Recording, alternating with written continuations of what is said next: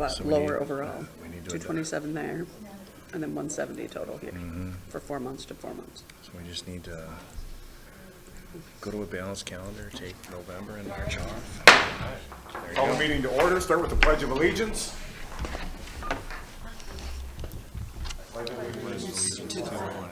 The United States of America, and to the republic for which it stands, one nation, under God, indivisible, with liberty and justice for all. Patty, if you could be so kind as to do the roll call. April, here. Right. Here. Wait, Here. Patty's here. That's it. Already through number 3. All right. High school principal recommendation. Thank you. Incoming Superintendent Minnie Crowley and I are pleased to recommend Mr. Jacob Feldman to serve as the Crescent Hoka High School principal beginning July 1, 2022. Mr. Feldman currently serves as assistant principal for Winona Senior High School. Prior to serving as assistant principal, Mr. Feldman served as a math teacher at Winona Senior High School and a math teacher at Central Public Schools in Norwood, Young, America. He has accepted and has agreed to the terms of the contract presented to him. His starting date will be July 1, and his annual base salary for the 22-23 year is recommended to be $112,000. I just want to note that taking an opportunity, the selection process, really very pleased with the process, and it included a number of stakeholder groups, and just want to thank them for their participation and involvement. So I think what we'd be looking for is a potential motion, could be, to simply approve Mr. Jacob Feldman to serve as La Crescent Hoka High School principal beginning July 1, 2022, and receive the agreed upon salary and benefits per the negotiated 22-24 principal agreement. So, second. We'll have Patty for the motion and April for the second to accept the new principal, Jacob Feldman, who is a La Crescent native and still lives in La Crescent and has a child in the district. Yeah. Okay. But did not bring chocolate. No, I'm sorry. I'll fix that next time. Oh, yes. I have his contract right here. Jeff brings his child everywhere. Oh, back to the motion. A motion's been made and seconded. Is there any more discussion? All those in favor of approving Mr. Jacob Feldman signify by saying aye. Aye. Opposed, same sign. That'd be awkward. Approved unanimously. Welcome. We would offer Jacob, if you want to make a few comments, and maybe Josh, if you could get that mic for him, since we are recording this. There we go. So good evening. Ooh, that's loud. So yes, I am a La Crescent native. I actually lived right next door to Karin when we moved in. So yes, across the street. Sorry, not next door. So yeah, graduated from here 25 years ago, right? Exactly. So walked out of here 25 years ago. I think, the school did a great job of preparing me because I'm obviously here coming back 25 years later. So I look forward to making that happen for a lot of our students as well. A lot of great things happening, looking to continue those and add a few more things to that list. So I think it's going to be fantastic to be back here. So really excited. So thank you for the opportunity. Thank you.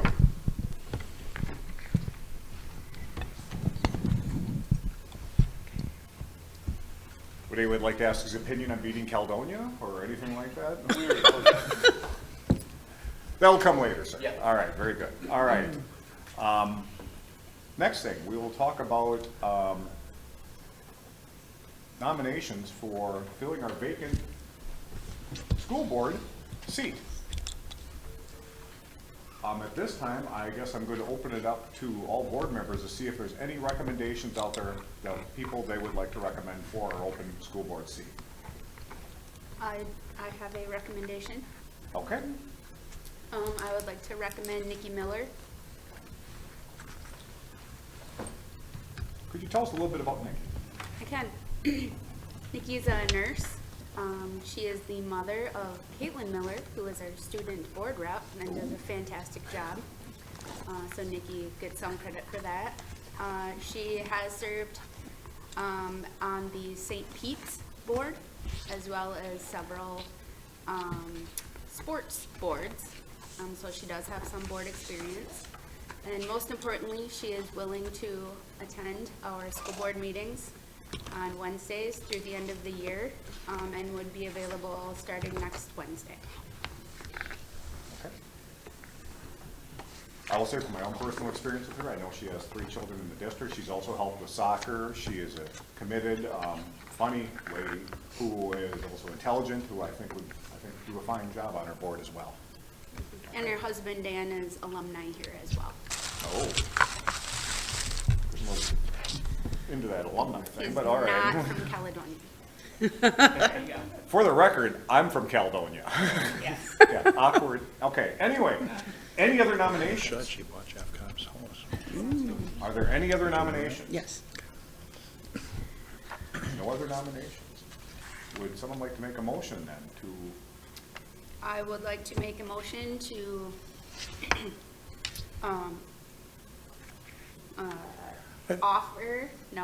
appoint.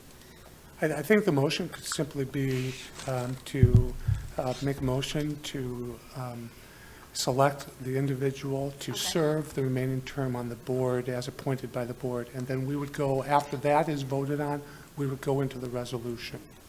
Okay, so I would like to nominate Nikki Miller to serve in the open school board seat through the end of the year. Second. April has made the motion to accept Nikki Miller as our candidate for the school board through the end of the year. It's been seconded by Patty. Is there any other discussion? Is there any other discussion? Hearing no discussion, we'll proceed to vote on Nikki Miller to be the replacement for our board until the end of this term. All those in favor signify by saying aye. Aye. Aye. Opposed, same sign. Then Nikki Miller has it. All right. Then our resolution filling the school board vacancy by appointment. I ain't gonna read all this. So whereas a vacancy exists in the office school board member with a term expiring the first Monday in January, and pursuant to Minnesota state statutes, Nikki Miller is hereby appointed to fill the vacancy if this is approved. So, Move to approve resolution 2201. here we go. Second? It's been moved by Patty and seconded by April to approve the resolution. Any discussion? Any discussion? Hearing no discussion, we'll proceed to vote on the resolution, having Nikki Miller join our board. All those in favor signify by saying aye. Aye. Opposed, same sign? Welcome aboard, Nikki Miller. All right. Who's going to be the lucky one to tell her? I'll let her know. Thank you very much, April. I would appreciate it. All right. Moving on to our budget workshop.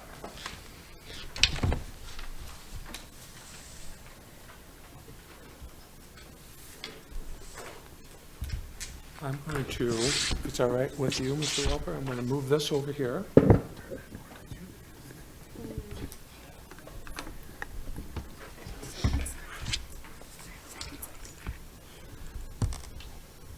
Well, I will go ahead and start. Good evening. The main purpose for this evening is to spend time sharing with the board a high-level overview of the budget development process that hopefully will assist the board in considering approval of the 2022-2023 budget to be presented to the board at the June 15th school board meeting. Business Manager Amy Lake has prepared the information to be shared with you and will lead us through the presentation. Feel free to ask questions really as we go through. That might be a little easier. And you'll still have an opportunity at the end as well. All right. All right. So kind of a brief agenda for this section of the meeting. We're just going to take a review of our current year 22 budget. We're going to look at the first draft of next year's 2023 budget, and then we're going to look at some of the unmet, underfitted needs. I think you've had discussions about some of those already, but we'll just kind of do another review of those things, just so they're on our minds. Just really quickly, some of the goals for the board, finance goals.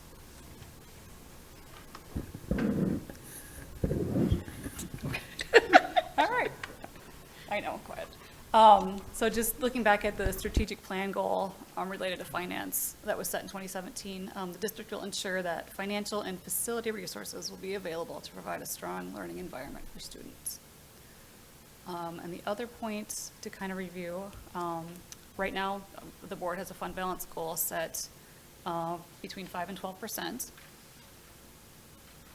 So, and maybe not for this evening, but that might be something to, looking at the finances that we're gonna look at, if that's where we wanna stay, or if we wanna change that, up that a little bit. Just kind of maybe possibly set a new goal for that. Yeah, I will just add that the fund balance policy is one important tool, and not only for the board, but for administration, to really work towards our financial planning. And so it is important. That really ultimately gives us a lot of direction by the board and as we move through this process. So it'll be important at some point to revisit that, have more discussion about that. Okay, so first thing we'll do is look at a review of our current 21-22 budget. On this first slide here, if you recall, this is what I presented in March for approval of the revised budget.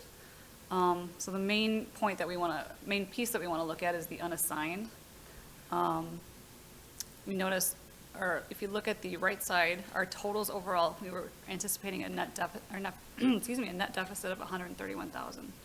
And in the unassigned, we were anticipating a deficit of 460,000. So our fund balance was changing from 17.26% to 11.45%. Yeah, I think as we talked about in March, this really is still in alignment with what the board approved last June. You Yes. approved a planned deficit budget at that time. So as we talked about in March, not a lot had changed. Correct. But since then, I've done a little more investigating, a little more review. And what I will be planning to do is to bring a new revised budget to you in June. Because what we found were there were some expenses that were construction related that were charged to the general fund. And based on where the construction budget is, I felt it was more important to move those back to the construction budget. And we'll look at that in a few more slides. Stay on slide 6, sorry, Brittany. Go back real quick. So the the revised budget that I'll be bringing in June changes things, taking those items out changes things quite a bit. So if you look at the overall total at the top right, this is giving us an increase to the fund balance of $242,000 overall, and just a small decrease of $86,000 to the unassigned fund balance. So instead of ending the year at 11%, we're looking at ending the year at 14.31%. Historically, isn't that quite high? Actually, if we'll look at it, the next slide will show you it's pretty average overall. Based on the expenditures, it's high, but looking at the last year's trends, it's kind of on point. And so that's kind of what this slide shows you. It shows the kind of the trend of the fund balance. So 21, we ended at 17.26%. So the original adopted budget that you adopted back in last June was projecting a 13.95% fund balance. So now we're looking at upping that a little bit to 14.31. And then with projections for the 2023 budget, we're estimating at about 12%. And that's just the unassigned. And you'll hear this probably repeated a couple more times, but we do, for our purposes, in so much of the budget planning, we really focus on that unassigned piece rather than the overall, which so much is restricted. The unassigned is really where we land with the majority of our personnel costs and some other expenses. So that's for our work. A great deal of that is monitoring and trying to live within that unassigned piece. In the last couple of years too, that fluctuation has been caused by a lot of the COVID dollars, because those are all unassigned as well. So that really kind of skews things a little bit. So going to construction, so just a quick overview. So we had the initial bond of $23 million, which was all voter approved. Those projects are pretty much complete. Those funds are gone. And then in 2021, the $2.5 million board approved funding through Ltfm went through. Of those funds, we have approximately $852,000 remaining after all of the contracts have been paid. Is that after that you revised? Yes, so that's that. So it was approximately $380,000 that was moved from general fund to construction. So this number is after that has been taken out. Is the 852 in restricted funds? Restricted for construction, yes. Okay, so- Yep. Mhm. Yep. And they are LTFM funds, so they would have to be, anything that would happen would have to be facilities related, LTFM related. You'll notice we list unmet facilities improvement and maintenance needs. Administratively, we've been working on, in each department and school building and so on, we're working on identifying needs that are not in place yet because of budget constraints and/or some things that maybe have been started but not fully met because of restrictions or constraints on the budget. So we have that's just a short list of a longer list that we have. But some of these things were talked about early on in the construction process. And throughout the process, it had dropped off, for example, because of budget work and decisions that had to be made. So the top one grade is something that we have focused on administratively. I know since I stepped in and Mr. Kufal, and then probably prior to that, that lead staff here and administrative team have identified we really need to address now. And so following that, elementary cafeteria furniture, elementary blinds. So you'll see, if you haven't been there, you'll see walking around even on Sunday at the open house, kind of some ideas of the blinds. Maybe if it's a bright sunny day, it'll even be more noticeable. And middle school classroom furniture, that's not an all-inclusive list of things, but right now we've taken the opportunity to start to prioritize some of those things that would be eligible for those funds and would fit into perhaps the intent of what the community kind of gave us permission to do, even though that pot of money, that top 23 plus million, we've pretty much exhausted that, and as we note there. So if we go to the next slide. Can I ask one question? Yeah. Not to get too far into the weeds on the construction stuff, but, so all the bills on that are paid, so did we reach agreement with HSR and Leisure on all the questionable stuff that we were arguing with them on? Yeah. Yes. We ended up Yes. reaching some sort of Yes. agreement with them for all that stuff? Does that mean we just paid it, or? I would imagine there's a lot of nuance in that question. Yeah. There may or may not be horse trading in the future. Okay.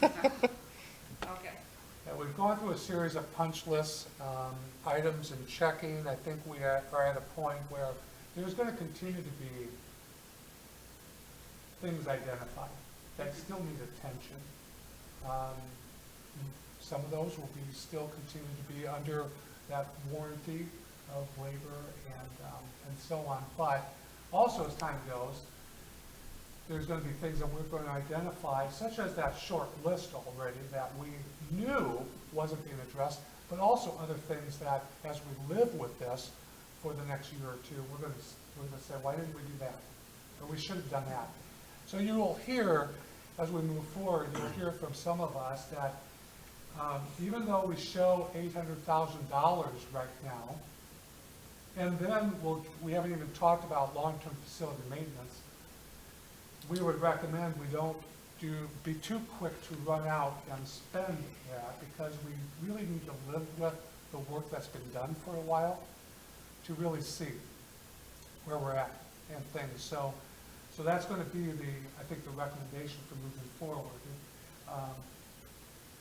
at least in the near future, with the exception of this first item. And we just want to spend a little time. This is not intended to be an action item tonight, but we want to really make sure the board is up on this, because it is quite a large cost. So the internal communication systems that we have at the secondary school are EPIC, stands for Education Paging and Intercom Communications, and Telecore, which are two separate systems. And I know a couple people in this room are well-versed than I am in this, so they'll pitch in as needed and also respond to questions. The EPIC controls the bells, announcements, and safety notifications throughout the building via the audio enhancement speakers. The remodel work at the school originally called for the entire communication system to be replaced with the EPIC system. However, due to construction budget concerns, the majority of the building was not updated with the EPIC system. The EPIC and Telecore systems do not sync together and are causing safety concerns and communication issues, as the bell and intercom system is not functioning as it should. The elementary school has been completely converted to the EPIC system as a result of the construction project. There is an immediate need to finish the project at the secondary school. The quoted price from one vendor that has installed the system at the elementary school and the partial implementation of the secondary school for purchasing and installing the system is about $250,000. We have been unable to commit to moving forward with this project until we were more confident in the status of the construction project and the long-term facility maintenance funds. We do believe we have the funds between the capital facilities maintenance bond and the long-term facility maintenance dollars to move forward. So as an administrative team, we have discussed where the EPIC purchase ranks in priority needs right now throughout the school district, and believe it is the #1 priority due to the health and safety concerns. We are checking to make sure that we have satisfied any competitive bid or quotes as required by board policy and state statute. While we are not asking for board action this evening, and in fact, not necessarily asking for the board to take action on this at all, we are prepared to move forward as soon as possible. If the board has questions, we would be happy to address them at this time. If there are no questions, and if the board does not feel it needs to take action, we will move forward as soon as we are comfortable with the quotes that we have. If the board would like to take action on this item, we would then place it on the May 18th meeting next week. But at this point, we feel that that would not be necessary, that administratively we could just move forward with this. But we thought it was important to take a little time tonight and focus on this specific need right now, especially because of the dollar amount. So we have a few others in attendance that can help even identify and speak to this if needed. I would open it up for questions if you have any. Now, I remember when we took this off, I remember the conversation about not putting the secondary school, and it was about the budget, and we all hated it that things had to be cut, we had to make some tough choices back then, so I'm like, I'm all for it if we can do it. This has nothing to do with fire, correct? Absolutely not. The fire is completely separate from this system. Fire system's completely separate, Okay, but some of it so- isn't. Is this a software, or is this a hardware as well? Are we upgrading all the speakers? Speakers, some hardware. Middle school would have some, with the middle school office, there'd be another panel in there that they'd be able to page directly just with the middle school. The whole building would just sync. With Telecore right now, Vanco at the time thought, because they have done it in other schools, that they were able to make it mesh together. And unfortunately with this, for some reason, it's just not working. So what, Banco will mesh with this? Banco's the one that installs it. Banco and P&T Electric. What if we don't install them? We'll keep having the issues that we're having right now, where sometimes we have bells, sometimes we can't page. It just. Here's a prime Bad things. example. Well, the other day we had a medical emergency. We could not go into a building-wide lockdown. When we had a medical emergency on this side of the building, during lunch, of course, that's when those things always happen. And we could not make an announcement to the entire building that we just needed to go, non-emergency hold. We couldn't make that announcement because the system was not working. Okay. Yeah. So if there's an active shooter situation, you would be able It's to- a significant safety issue. Seems like a no-brainer. Yeah, done there. All right. Safety first. Any other questions from board members? Besides the cost of it, I mean, obviously we're getting estimates, but I don't understand what's all involved. Yeah, It seems kind of high. yeah, it is. It is, and it keeps going up too. Yeah. As we wait, like everything else. So, That's why I would encourage you Well, yeah, not just- to wait. It's not going to get any cheaper in the next. we are told that at least one of the vendors that we can still get this done before the start of the school year next year, but we can't wait much longer in order to get it ordered in. So it'll be installed over this summer. That is, Okay, all yeah. right. Okay. All right. Godspeed. Yeah, move ahead. Okay, thank you. Oh, hi. So kind of along those same lines, I just kind of want to do a quick review of just like general fund, Ltfm funding, and how that process works. So, we submit a 10-year plan every year to the Department of Ed. We'll have that at the July board meeting, for your approval. Of the funding that we receive, we do reserve about 25 to 30% specifically just for health and safety requirements. And then the rest can be used for deferred capital expenditures and maintenance projects. So looking at what we have in our funding for Ltfm right now, so we carried over from 2021, 263,000. I'm estimating an additional about 112,000 from this year into next year as well. So we've got some significant funds and new money coming in for Ltfm in the general fund that we could use for certain things. And then because of the bonding that we did last year, about 34% of our total LTF funding that we'll be getting for the next 15 years will be going directly to debt service to pay off that bond. And then the next slide is just kind of this is kind of hard to read, but this is the plan that was submitted last year. So we'll just do some updates this in the next month or so for the plan that we'll submit in July for next year.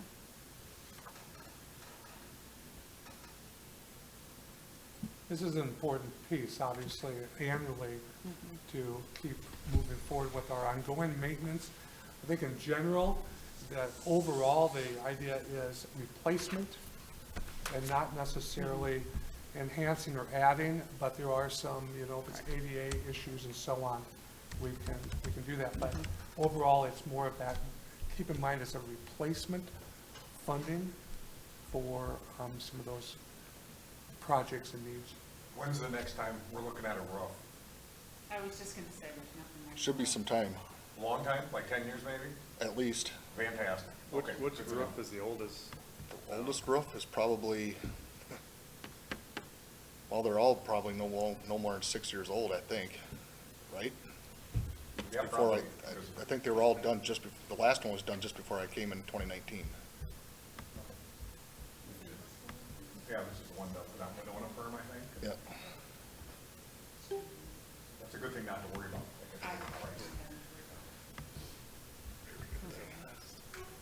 And this next slide, just kind of a quick review of where we're at with some of the COVID funding. So the current school year, we've spent about $378,000 of COVID funding on this list of items, some staffing, ionization system, click barn equipment that we're working on, and then hotspots. This is kind of the big ticket items. So looking forward to next year, 2022-23, of what we've got left is approximately $177,000 in COVID funding.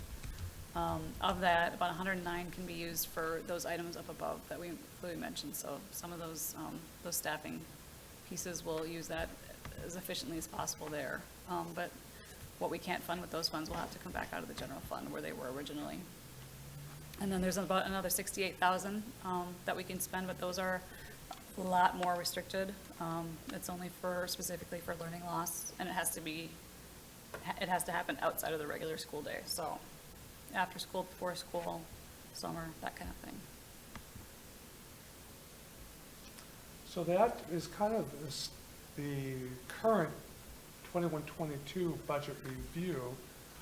Just want to take a moment before we go into the preliminary budget for next year to give you an opportunity for any questions of the current budget for this year. Okay? Okay, so we can move into next year's preliminary budget. First piece I'd like to look at is enrollment. So I just kind of put this together, enrollment trends over the last few years, plus a few projections for the next 3 years. So obviously you can see there's kind of a general, or a slow decline, which I'm kind of seeing everywhere in the smaller districts, unfortunately. So it's not abnormal, it's not what we want to see, and hopefully that will turn around, but Yeah, this is one of but those this is what we're looking at right now. projections we hope we are wrong or conservative on the low side. Right, and I do always like to project conservatively, but for the budget purposes, just so there's no surprises.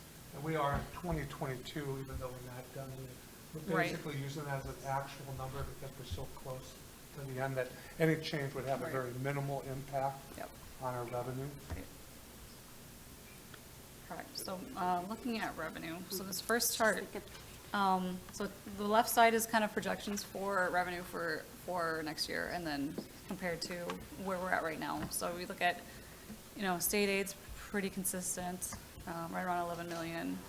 The federal piece is obviously going down because we're going down in our COVID funds. And then the levy money is actually down a little bit as well, about 2%, so.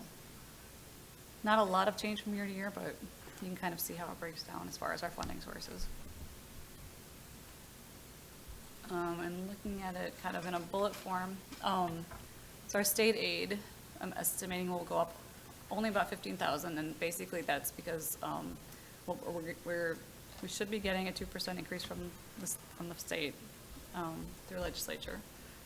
But on the flip side, we're losing about 20 students, so they kind of, unfortunately, even each other out a little bit. On the federal side, like I said, we'll be seeing a decrease in what we'll be getting for federal COVID funds. And our title funds will stay about flat, which isn't a lot of funding as well. On the tax levy side, so right now we're getting $724 per student, which is a guaranteed board approved amount. And then we've got the additional referendum that was voter approved of $913 per student.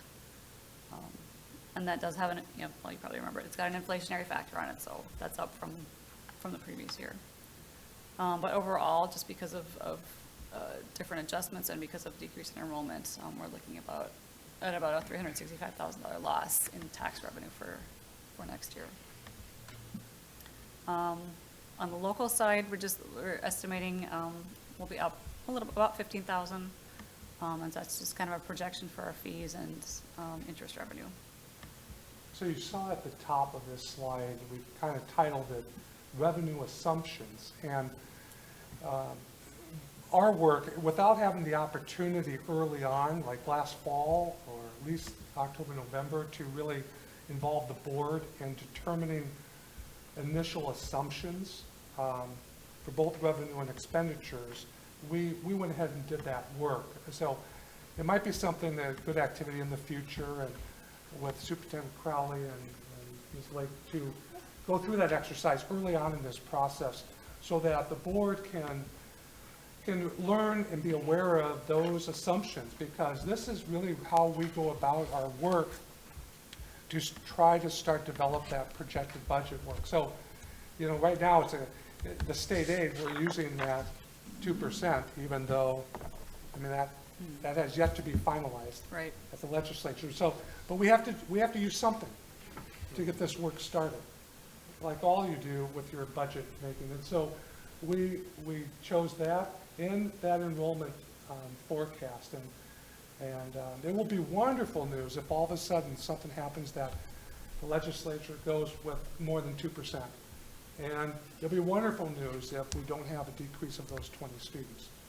And so, but for right now, those are some of the assumptions we chose to include. Perhaps in the future, you'll have opportunity to do that more on the front end as well. Okay, so our next slide, I just kind of did the same thing. I kind of did a breakdown of what the expenditures look like. So if you can see between salaries and benefits and contracted personnel, you know, we're spending about 75% of our budget on people, which is usually, you know, that's how it goes. It's typical, yeah. Yeah, and then about 23% on everything else, supplies and equipment and fees and things like that. So breaking it down, just like with the numbers, again, so you look at that total number. At this point, you know, obviously it's still a work in progress. We'll bring the final to you in June, but I'm anticipating a total overall net deficit of about 33,000, and within that, the unassigned deficit of about 401,000. So we're estimating a fund balance change from 14.31% to 12.03% at the end of 2023. And, you know, looking at some of the lines below, we've got all these reserved accounts. Several of them have significant balances. So that's always a good discussion item too, as far as how we can utilize those reserved accounts to kind of help out the unassigned fund balance as well. Because there are different things we could do to make the most of those reserve funds. Yeah, we always want to try to max out those restricted accounts as best as we can. So it's 400,000 that we're looking at spending. So what would be the year after that? I mean, would we project that out, that 400,000 is going to continue? Well, unless adjustments are made, yes. Yes, And that's at current staffing levels. at current staffing levels, yes. That's not really sustainable. No, it's not. Nope. Can I ask a question about the medical assistants? We spent quite a bit of time at a COVID meeting talking with Warren about getting more claims billed and getting help with some coding of the claims. Were we able to get any traction with getting more billing to Medicaid? That's one I'm not sure about. Yeah, I don't know. That would be great, yeah. But we will, I mean, she felt there was quite a bit of opportunity to Okay. bill more. And That she would be just great, didn't yeah. have capacity. Right. And, Okay. you know, things should be slowing down a bit for COVID. And, you know, there's Okay. a lot of dollars that can be, Yes. you know, and we talked about, do we need to outsource for a coder that can really optimize the level of codes billed and Okay, thank you. I'll look at that, yeah.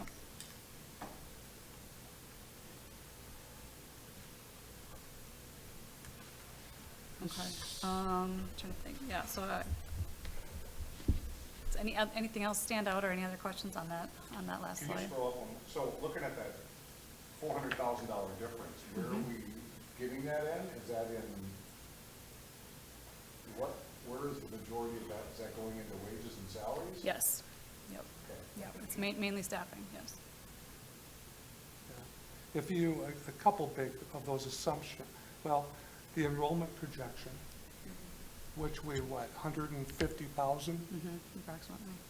we'd be losing Losing, yes. roughly, so you could picture that amount in there. And then also the COVID dollars. Right. That one slide that, what positions are we funding now? And we're not going to have money to still fund now. You know, some of those positions, and you'll learn more next week when we present our final staffing plan, we will have made some adjustments.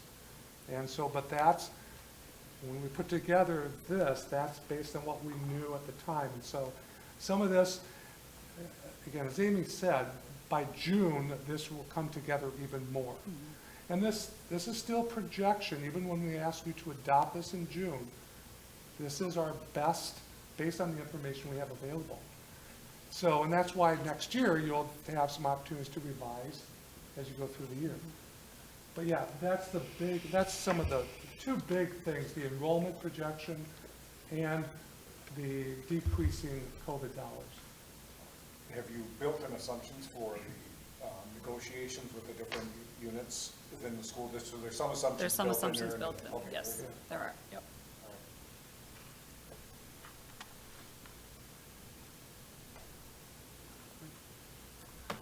This slide just gives you an idea, again, a little bit more of unmet underfunded needs. This is not at all an all-inclusive list. We continue to work on it as a team. The staffing list is what you probably saw back on April 20th, that preliminary staffing plan on the last page. That's pretty much where that list is at. And so, again, as a team, those are positions that together has said, you know what, for programming needs or other service needs, this is where we're at as a group of what we think priorities are at. So as funding changes or needs changes, it's important just to have a list that we can keep going back to examine and evaluate.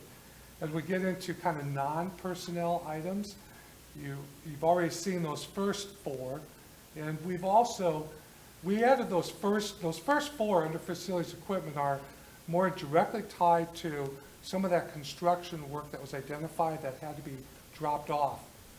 And we've also added one item, baseball bleachers and demo, because that's just one example of something that we know we have to do with the current baseball bleachers. And we're not putting in amounts there for tonight, that's not the purpose, but it gives you an idea of some of those things that we need to keep out in front of us and keep moving forward to achieve or to take care of those items. And that's part of that budget planning and budget work. And so as you think about, that $800,000 and the $200,000+ of long-term facility maintenance stuff, a number of those facility equipment things are eligible for both of those pots of money. But as you take all that into account, we have to be real strategic and thoughtful of what are you going to invest in next.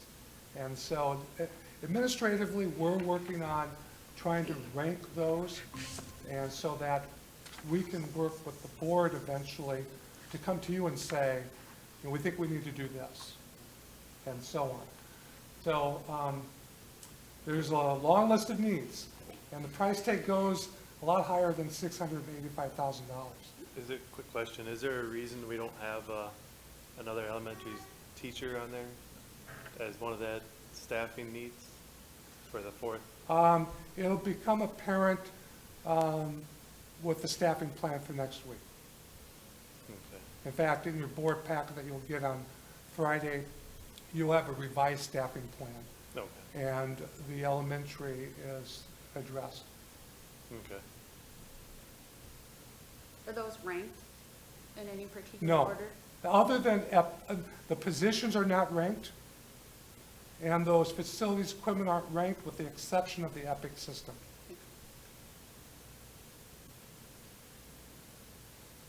So, of the three items tonight, our objectives was review our current status with this year's budget, look at the preliminary for next year, and touch on the unmet underfunded needs. And for number three there, this is really the extent that we had planned for tonight. Just to make you aware that we continue to work on a list right now that has been withheld within the administrator or the leadership team. It has not gone any further than that. And but that's what we at least wanted to share with you tonight. To be clear, is the estimated cost just for facilities or for both of those? That's the whole list. The whole- That's the everything. whole list? Yes. Okay, Right. all right. Right. But facilities equipment, we have the long-term maintenance fund that can pay for the majority of that wouldn't be touching our unrestricted fund. We would, yes, Okay, definitely. all right.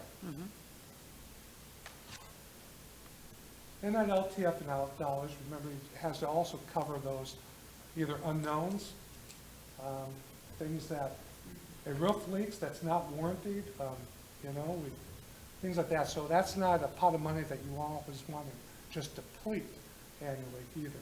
It's one of our savings accounts for things, but there's some room to try to continue to advance us with checking off these needs as well. Can they tint the windows at the school? Put film on them, or does it have to be blind? I'm sorry? The windows at the school, can they do the tint? Like where they put the film on the window? I'm going to defer to Pat and Jeff, maybe? They are tinted, but they're not tinted to the point that Jeff and his team need over there. What happens is similar to what's happening over there. The direct sun comes in, and if there's a smart panel on that wall, the kids are blinded by that and can't even see the panel, depending on the day. And it's particularly 2 east-facing kindergarten classrooms, and then our ECSE room. We've got students with visual impairments that we just don't have. I mean, you'll see curtains, and it looks like curtains, and it's not uniform, and it's not fire resistant, and staff have just made it work. But what we need is something that's fire resistant, uniform, and is right. Yeah. Is Can it we primarily prioritize? Classrooms? Yes. What was that? Can we prioritize? If we've got a couple classrooms where it's a big issue, and we get a cost for just doing those, I know that's not ideal. Yeah, I you don't understand get the volume discount for doing the whole thing, so that was one of the issues too, is if you do all the rooms, you get X amount of price, and if you do 1 or 2, you don't get that volume discount. So, yeah. So we have a total price for the blinds? We got a couple quotes, and each time we ask for a quote, it goes down a little bit, so that's a good In fact, trend. she was in the building over there yesterday. Right. Farm. Yeah. She sent them to me, you want So what are we looking at? To take care of the entire elementary school On the is, top of my head, I don't even know. I can look at it. It went down yesterday, it was 20-something. okay. Oh, We just, well, that's better than I thought it would be. 30,000. yeah, they gave us like a 45% discount, whatever that means, if we take care of the whole project. So they gave us their best price, and then we're in to give a revised quote or verify measurements yesterday. So we've been getting competitive bids from a couple different local places, Winona and LaCrosse. So, Now, we have some pretty good figures for most of this list. It's just, and how we as a group haven't really done the exercise of really ranking these. And what we will do is you start out perhaps with mandates, which hopefully we have taken care of most of those already, health and safety issues. And then you start getting into trying to tie it as directly as possible, what's the greatest impact on teaching and learning in the classroom. And so but we want to make sure we take care of our health and safety issues. And also mixed in there, we talk about direct into the teaching and learning, but we also have to make sure we take care of our buildings, and so the maintenance and things like that. And so that's all tied together. And so there's again, each building and or department have started to create their list, and now we will, at some point in the future, go through this exercise together as ranking, and then perhaps involve other staff, appropriate staff in that process, and then at some point give the board an opportunity as well. Yeah, I'd like to see them ranked by you first. I mean, the administrative team, to say, to have you say this is what we consider to be a priority, Yeah. rather than us trying to, Yeah, you should expect that. Yeah. Yep. I guess I'm looking at, the 400,000 is very concerning to me, because in 3 years, we're now well below what we want to be. So something with administration, we got to start having a plan now, how that's going to look, and where those reductions might come from now. And unfortunately, we can't sustain that. I don't want to get back what happened to us back in the 90s, where we were scrambling and things cut. So that too. Every decade happened. I don't want to be part of that Some of us decade. are older than others. We've talked about this exact issue. Some of the administrative team and so on. And as you hear more about the staffing plan next week, you're gonna hear from me. It's still not a lot has changed. It's still gonna come across as more of a neutral staffing plan compared to this year. There will be some changes, elementary and so on, but we've made some other, to compensate for that, we've made some other recommended changes that in the end, the staffing plan, FTEs and so on, it's pretty neutral. So making that decision to not dive in, and even though enrollment might be going down almost 2% possibly, you're not going to see a reduction of 2% in that staffing plan. I just feel at this point, the timing is such that for this district to make some of those difficult decisions, we perhaps have not taken the time to involve the people we should, staff and others, to go through that budget reduction process. And ultimately, you as a board should look to the administration to recommend. But we haven't done that process of really looking at seriously budget reductions. And so we think that certainly within your fund balance policy, we're right now for next year, we're living within that target range. On the other hand, you would hear from us that we do think the board at some point in the future should re-examine that fund balance, and I would suggest you look at raising that minimum balance. But that can be at another time and another really process to do that. So that's what you should expect next week. The staffing plan, again, as we've said, it's 75% or more of the budget. We're not looking at making significant reductions in that. There might be still one or two things that we can still do that we will report out in the coming weeks and months. I don't know if we'll have some of those decisions by next Wednesday, but hopefully, certainly by June 15th, we'll have a better idea on some of those staffing pieces. When is our bus contract up again? I think we are in year 2 or 3 Okay. right now, so. We'll follow Yeah. up. I just looked at it, I can't remember. I think Yeah. I think No, we're, I'm just worried yeah. about what that might look like the next time coming Sure, around. yeah, Okay. yeah. I think we've got another year or 2 yet. Okay, Yep. good. And what we're looking at, I mean, just clear, so, but the staffing needs, we're already $400,000 deficit. Really looking at any of these other unmet needs at this point probably aren't realistic.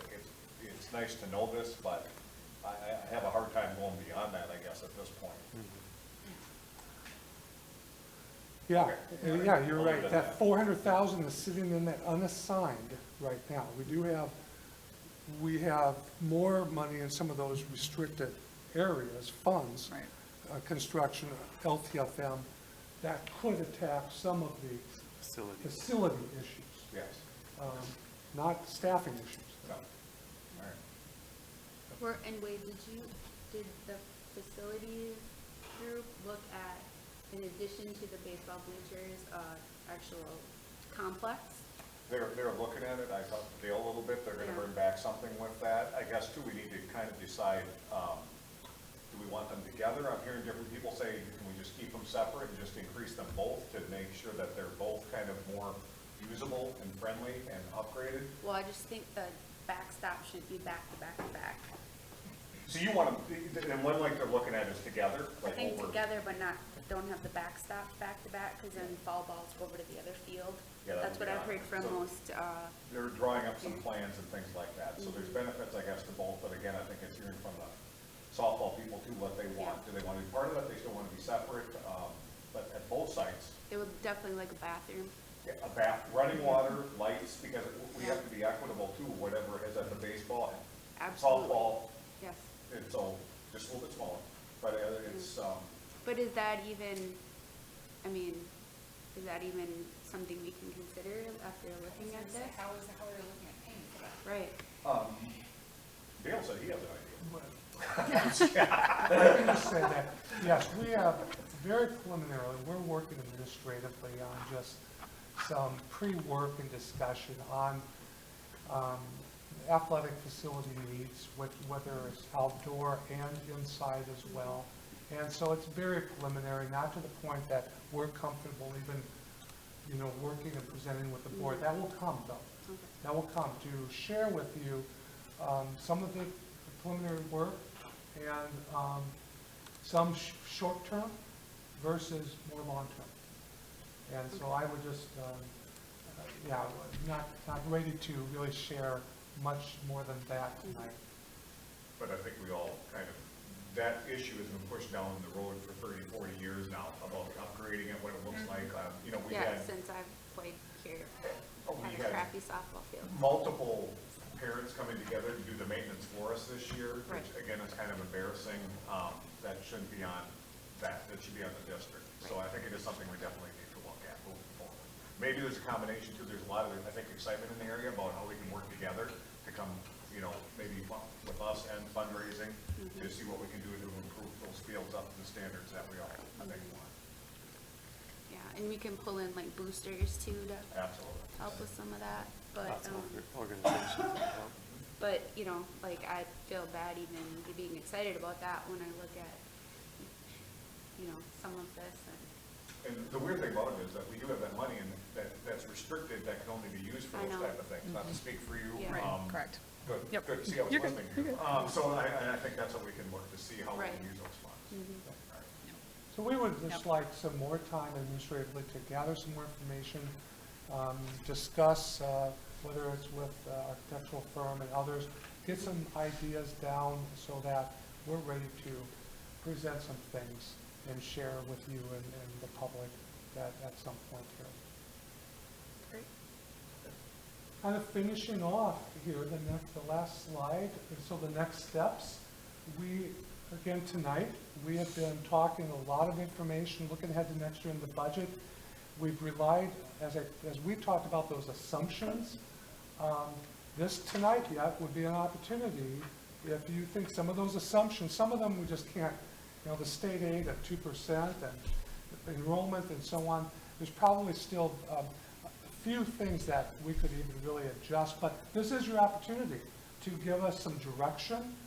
Again, no action by the board tonight, but this is an opportunity based on the information that we presented. Is there some things that were included, projecting assumptions that you would want to maybe suggest we go make some adjustments? So that's what the time is for tonight to do, and then otherwise, both on June 15th, we'd be looking at coming to you, again, revising the current budget this year and how we're ending up, how we're projecting that we'll end up when we're audited, and then also looking ahead to, for you to adopt next year's budget on the 15th as well. So, you've already been asking questions and making comments, but this really fulfills what we had presented, and I'd like to thank Amy for her good work on this and putting this together. And so really the rest of the time is more questions, comments that we can take with us. Did anyone, this is just asking about, did anyone listen to the press conference on the special ed cross subsidy? I lobbied on that before I was a board member, and I still haven't gone anywhere. Is there any chance this year or no? That's a good question. I don't know. You know, I didn't listen to the press conference. I Yeah. was hoping to, but I didn't. Yeah, I got interrupted. I started and I got Yeah. interrupted. Oh, okay. But I think special ed cross subsidy is a real issue, especially Yes. for For us. Yes. Yeah, it's huge for us. So it's huge, and so, I know that most of our organizations in the state are really working hard to do what we can to. Only our representatives work. Yeah, Right. yeah, so, Uh-huh. but, It's true. but They- not to get into lobbying one or the other, we just know I that will. it has a significant, Good for you, Patty. yes, you can. But what we do know is it does significantly impact us. We are having to spend. Well, I would say if there's something that passes the state budget here, then we'll just have an update at the June meeting. Absolutely, And then that will be yep. reflected in the new budget. Yes. Okay, very good. Yeah. All right. I just didn't know if you. No, very good point. No. There could be a lot of money that we don't. Right. Right, thank you. Either we were projected probably on the lower side of what it could be. As Yep. far as the deficit. Yep. Kind of going off Try to- kind of what the trend has been. Yeah. Right. Yeah. Any other items, board members? Questions, comments, concerns, wants, needs? Thank you. Hold on. Thank you very much. And you're sure we need a high school principal then? All right. He has blinds right there. You do. So do you. Oh, You're more important than elementary kids. any other items? Okay, how about, Motion to adjourn? motion to adjourn? Is there a Second. second? All right, motion's made and seconded. All those in favor signify by saying aye. Aye. Aye. There will be no discussion. Approved. Good job.